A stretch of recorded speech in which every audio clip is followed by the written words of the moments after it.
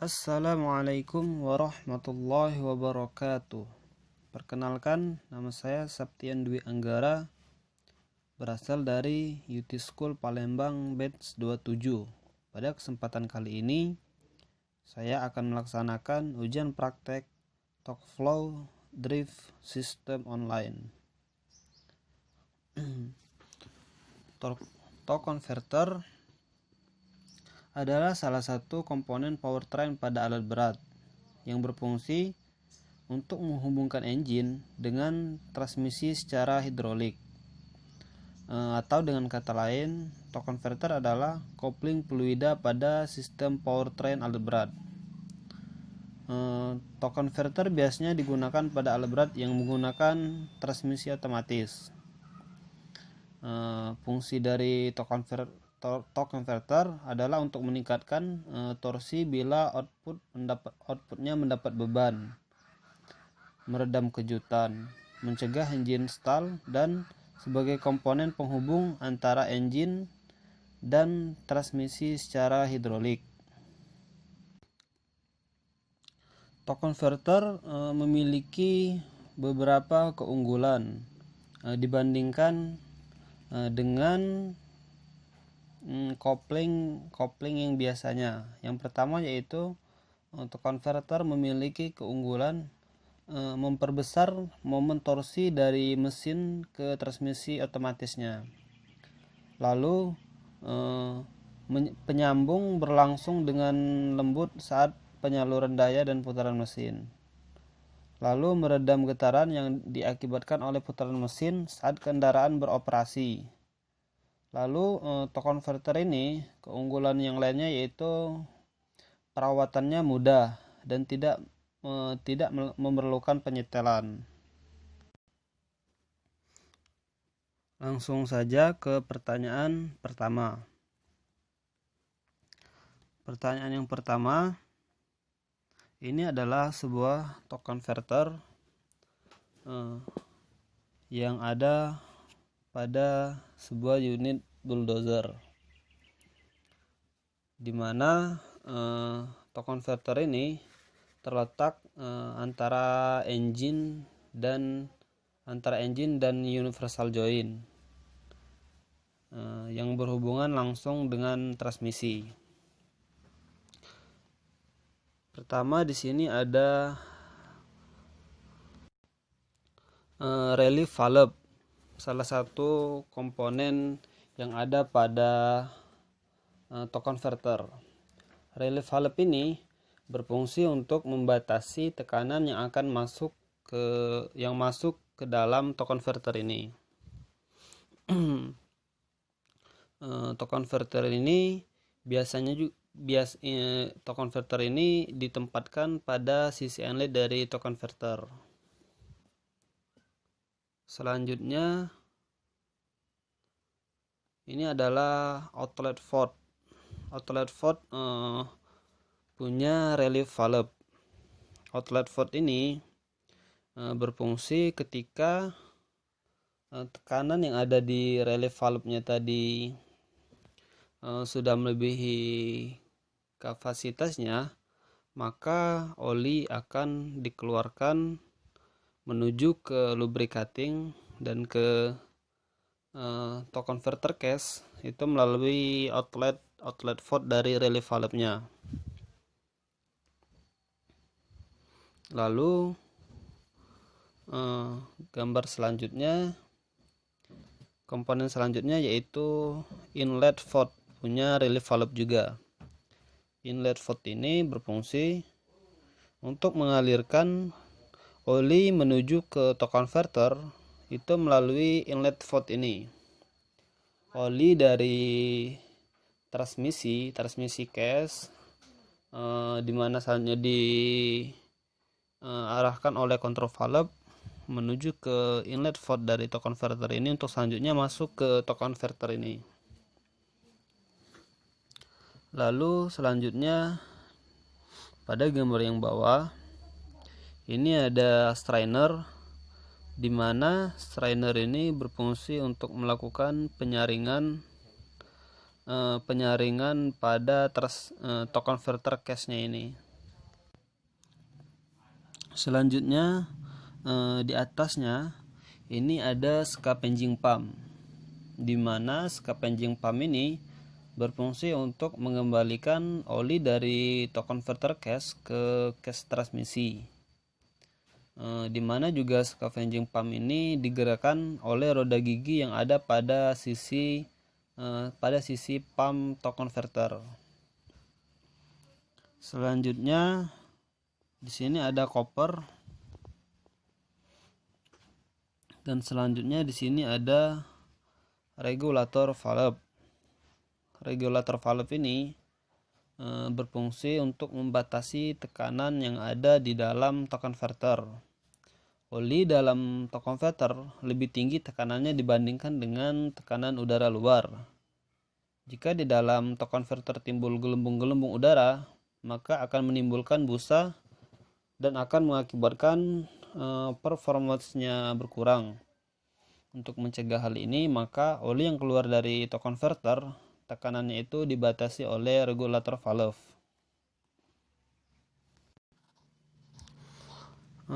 Pertanyaan selanjutnya,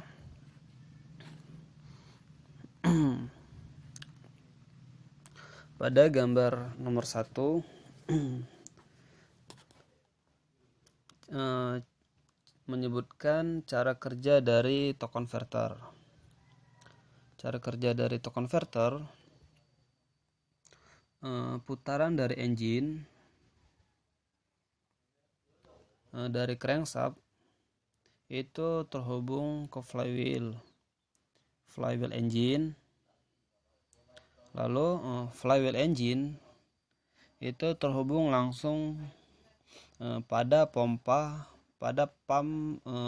housingnya torque converter, dimana pada saat engine berputar memutar crankshaftnya, terus crankshaft memutar flywheel. Karena pompa punya torque converter ini terhubung langsung ke flywheel, jadi pada saat engine hidup, maka pompa akan berputar. Selanjutnya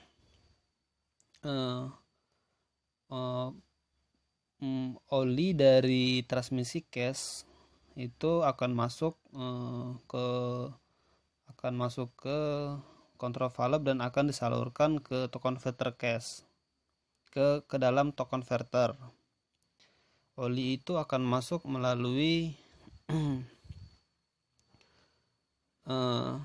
lubang pada inletnya torque converter. Dari inletnya torque converter ini, dari inletnya pompa torque converter, oli selanjutnya tadi masuk melalui inlet pompa pada torque converter, masuk melalui sudut-sudutnya ini. Lalu dari sudut-sudutnya ini menghasilkan gaya sentrifugal dari sudut pump itu sendiri, di mana pada sudut-sudutnya itu menimbulkan perubahan kecepatan aliran oli di dalam sudut-sudut tersebut. Selanjutnya torsi yang ada pada dalam pompanya tadi menghasilkan gaya sentrifugal pada oli sehingga oli mengalir sepanjang sudut-sudut pompa, dan ini disebut absorption torque of pump. Besarnya torsi engine yang diserap oleh pompa untuk memberikan gaya pada aliran oli melalui sudut-sudutnya. Selanjutnya, jika pompa itu berputar lebih cepat secara serempak menghasilkan aliran oli yang lebih besar, sehingga absorption torque pump bertambah cepat. Selanjutnya, oli dari inletnya tadi masuk melalui sudut-sudut ke sudut-sudutnya turbin. Sudut-sudutnya turbin, di mana pada dasarnya, pada awalnya turbin dan pompa atau konverter ini tidak terhubung sama sekali. Jadi tidak ada penghubung antara pompa atau konverter dengan turbin yang ada di dalam konverter, di mana pergerakan dari turbin ini itu murni pergerakannya oleh aliran atau gaya sentrifugal dari oli yang masuk melalui sudu-sudu pompanya. Jadi fluida atau oli tadi itu masuk ke inlet pada pompanya, itu masuk ke sisi turbinnya untuk selanjutnya mendorong blade yang ada pada sisi turbin untuk memutar turbin. Selanjutnya turbin itu berputar, di mana di sini juga terdapat output shaft-nya atau konverter, di mana output shaft-nya ini nantinya itu akan terhubung dengan shaft-nya punya input shaft-nya transmisi, di mana oli yang akan masuk ke turbin tadi melalui inletnya turbin mendorong sudu-sudunya ini, merubah dari gerakan dari tekanan tadi menjadi gerakan berputarnya shaft ini untuk selanjutnya menggerakkan transmisi.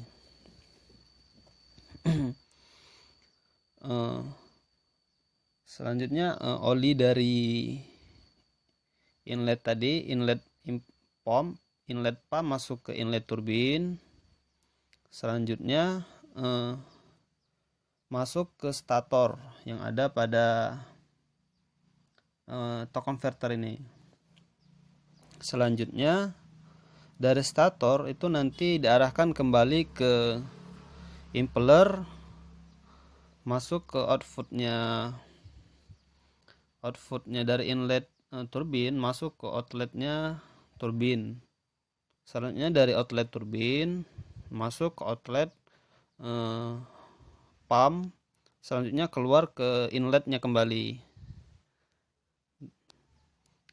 Selanjutnya masuk inletnya kembali, lalu berulang-ulang bekerja seperti itu terus saat engine hidup, sampai engine itu berhenti atau engine tersebut mati.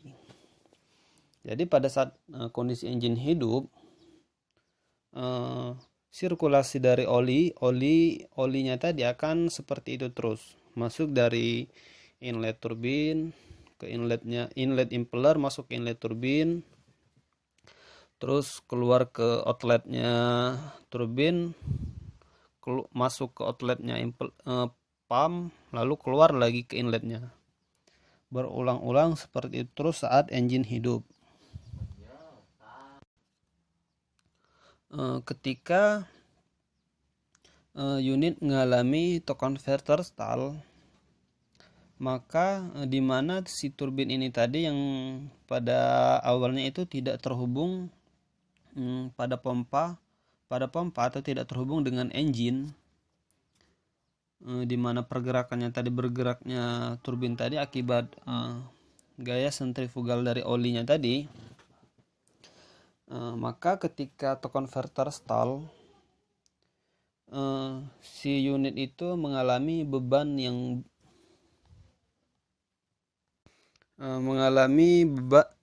yang berlebihan. Jadi si pompa yang terhubung langsung ke engine ini pada saat torque converter stall itu tetap berputar. Namun si turbin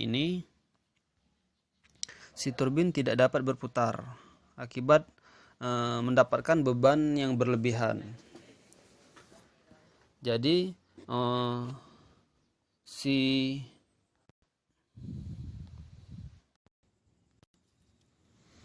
di mana kecepatan turbin sama dengan 0. Turbin berhenti berputar karena beban berlebihan, sedangkan kecepatan pompa masih ada sesuai dengan kecepatan engine.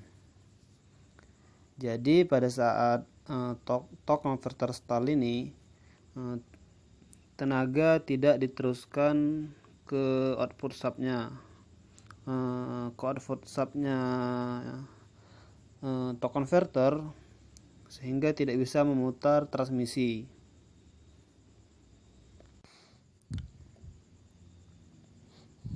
Pertanyaan selanjutnya.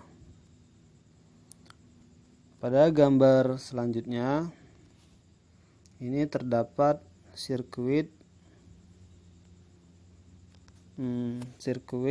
diagram sirkuit dari torque converter.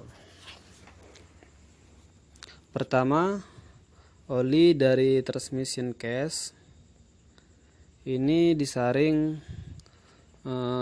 oleh strainer.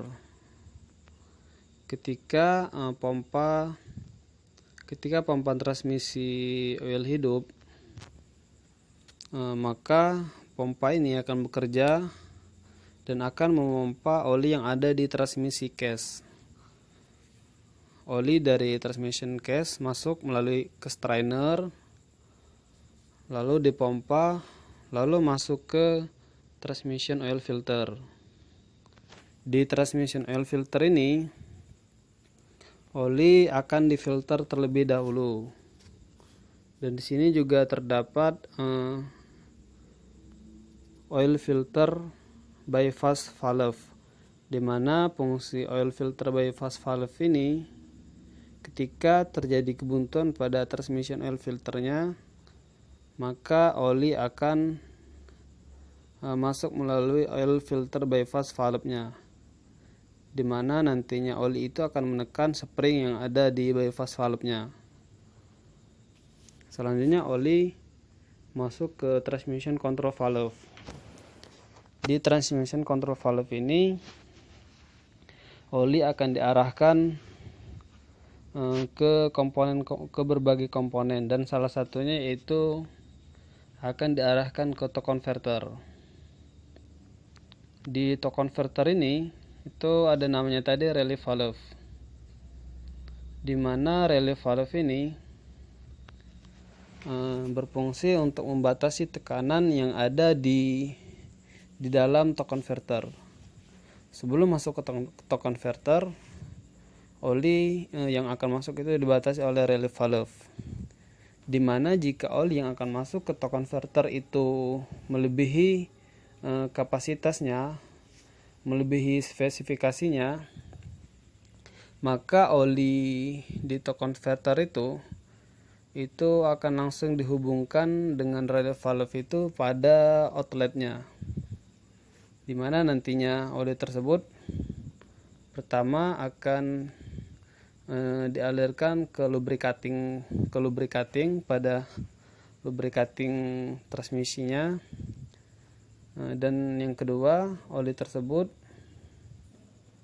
apabila melebihi tekanan atau spesifikasinya, oli tersebut akan menekan spring pada relief valve-nya, sehingga mendorong spoolnya, lalu oli tersebut masuk ke torque converter case. Selanjutnya oli tersebut masuk ke dalam torque converter, lalu selanjutnya masuk ke sudu-sudu bagian impelernya tadi, kemudian menggerakkan si turbin. Lalu di torque converter juga ada regulator valve. Regulator valve ini berfungsi untuk membatasi tekanan yang ada di dalam torque converter, di mana apabila tekanan yang ada di dalam torque converter itu melebihi kapasitasnya, maka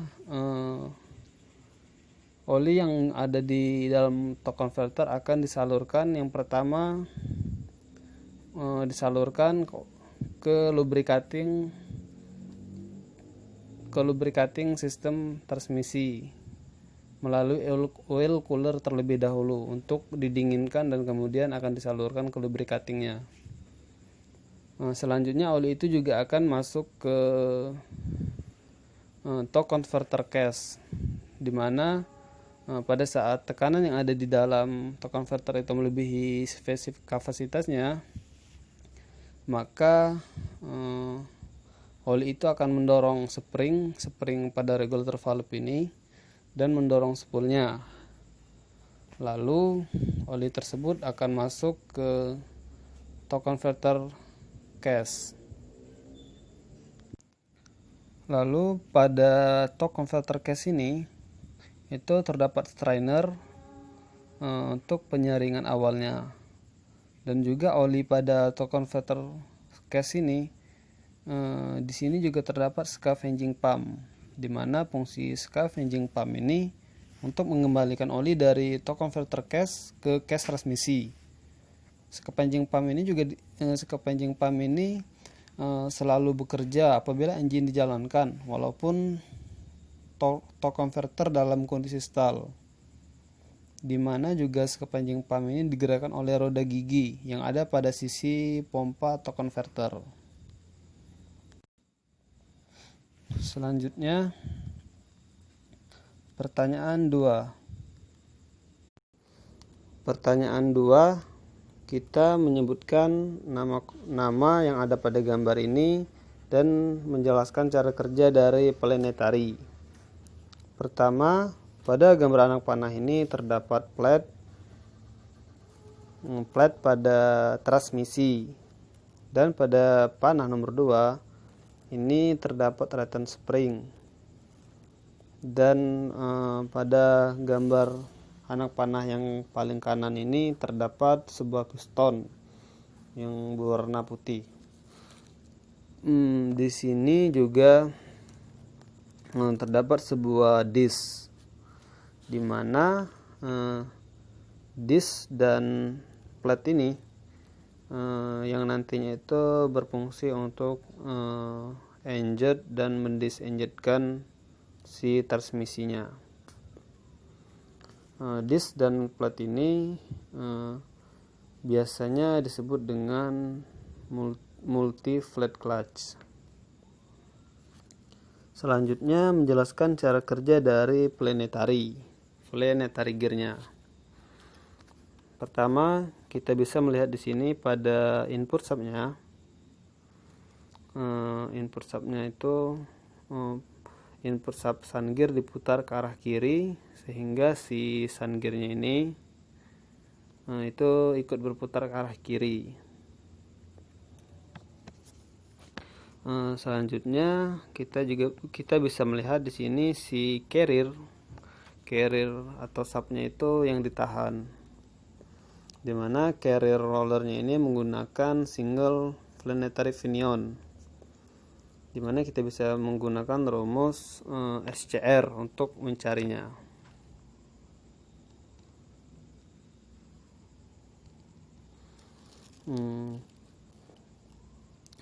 Setelah kita mencarinya menggunakan rumus SCR, dimana di sini sub sun gearnya tadi berputar ke arah kiri, kemudian sub carriernya tadi yang ditahan, dan sun gearnya diputar ke arah kiri, carriernya yang ditahan, dimana output subnya itu adalah R-nya atau ring gear, dimana putaran dari ring gearnya itu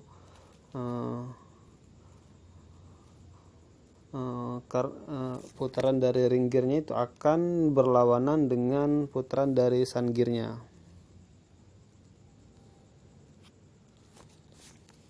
Jadi apabila si sun gear diputar ke arah kiri,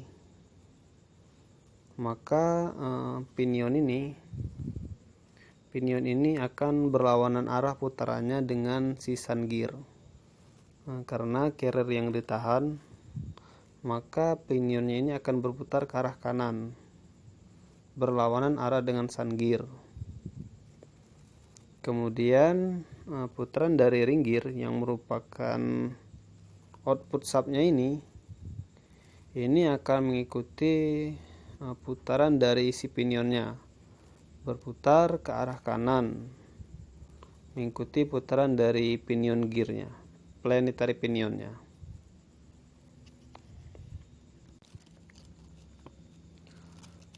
Pertanyaan selanjutnya,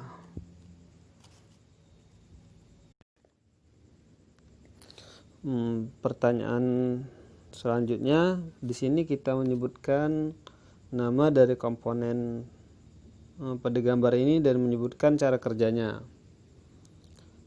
Pada gambar ini adalah ECMV atau Electronic Control Modulating Valve. Electronic Control Modulating Valve ini digunakan untuk mengatur arah aliran serta besarnya tekanan yang akan menuju clutch pada transmisi torque flow.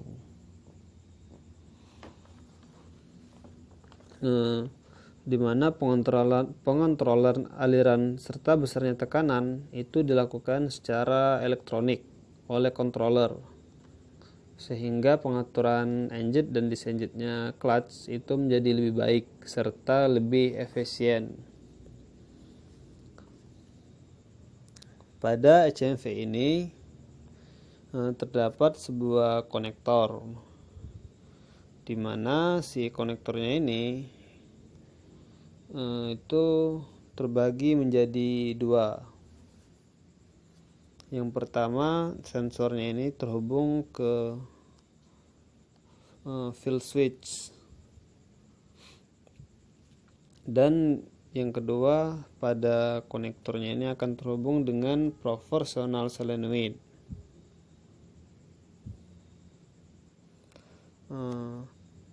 Selanjutnya si konektor ini di mana nantinya itu terhubung langsung dengan controller pada unit. Selanjutnya cara kerja dari ECMV. Sebelumnya saya akan menyebutkan bagian terlebih dahulu pada ECMV ini. Pada bagian atas ini terdapat field switch, di mana field switch ini terhubung dengan valve yang bernama pressure detection valve. Lalu pada solenoidnya ini adalah gambar solenoid, dan solenoidnya ini terhubung dengan valve yang bernama pressure control valve.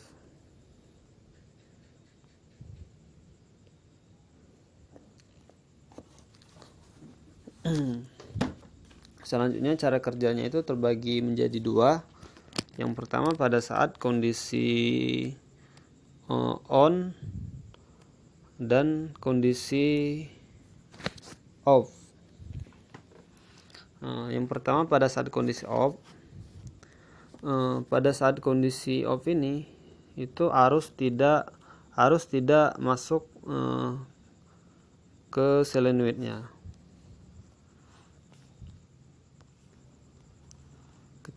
Ketika posisi off itu arus tidak masuk pada solenoidnya, sehingga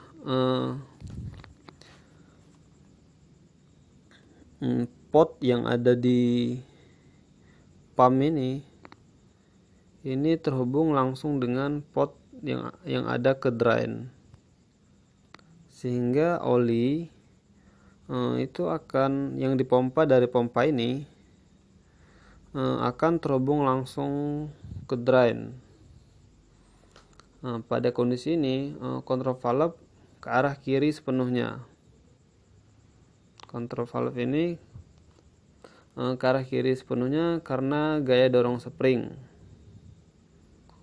dan oli akan di-drain ke tangki. Karena tidak ada tekanan oli yang dibangkitkan ke field switch-nya, field switch akan off. Si field switch-nya tadi akan off karena tidak adanya tekanan oli. Selanjutnya pada saat kondisi on, si controller ini akan memberikan sinyal atau arus ke solenoid. Si controller pada unit itu akan mengirimkan sinyal atau arus ke solenoid ini.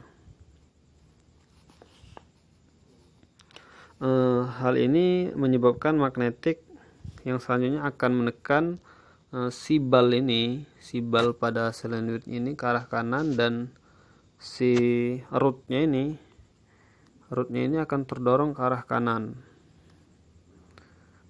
sehingga si balnya ini akan menutup aliran dari pompa ini tadi yang akan menuju ke drain. Jadi pompa ini tadi, olinya tadi tidak terhubung lagi ke drain. Lalu pada saat solenoidnya tadi aktif, balnya ini akan terdorong ke kanan, sehingga rootnya tadi juga rootnya ini akan terdorong ke kanan. Selanjutnya oli dari clutchnya ini akan masuk dan akan mendorong detection control valve, pressure detection valve, dan pressure detection valve-nya ini akan terdorong ke kanan dan akan mengaktifkan fill switch nantinya. Dan juga karena valve atau rootnya ini tadi terdorong ke kanan, maka aliran oli dari pompa ini tadi ini akan masuk juga ke clutchnya tadi, dan akan mendorong juga si pressure detection valve-nya tadi. Tekanan pada saat ini semakin meningkat karena rootnya tadi sudah ke kanan. Selanjutnya ketika valve-nya ini terdorong, detection valve-nya ini tadi terdorong ke kanan, maka fill switch on. Selanjutnya si controller akan menyimpulkan bahwa aliran oli telah mengisi ruangan pada piston clutch. Pada saat ini controller akan mengatur besar arus menuju ke proporsional solenoid secara proporsional, sehingga pressure control valve juga akan membuka menutup secara proporsional sesuai dengan jumlah arus yang diberikan pada solenoid. Dengan pengaturan ini, maka kenaikan pressure pada sistem akan perlahan-perlahan, sehingga pada saat clutch engage tidak akan menghentak dan mengurangi kerusakan pada komponen clutch. Sekian yang bisa saya sampaikan, lebih dan kurang saya mohon maaf. Wassalamualaikum warahmatullahi wabarakatuh.